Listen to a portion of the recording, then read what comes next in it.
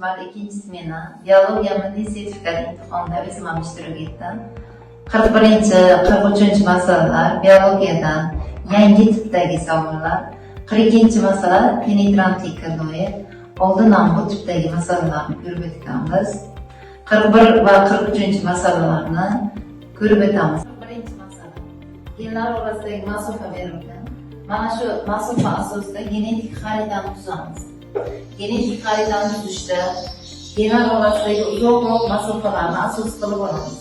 BC orasidagi masofa 17 marganlik. C va A orasidagi masofa 5 marganlik. C va D orasidagi masofa 10 marganlik. A va E orasidagi masofa 13 marganlik.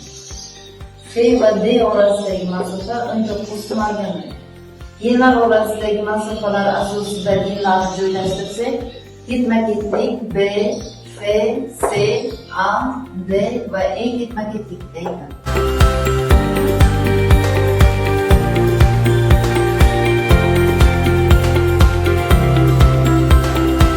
Bir morganoid, bir crossingoid foiz, u ham teng 4,2 mikrometr. Mikrometrda gen orasidagi masofa so'ralgan.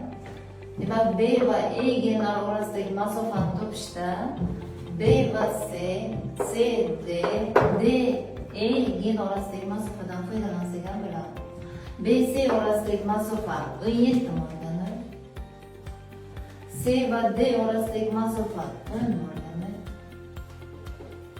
D va E orasidagi masofa 8 morganoid.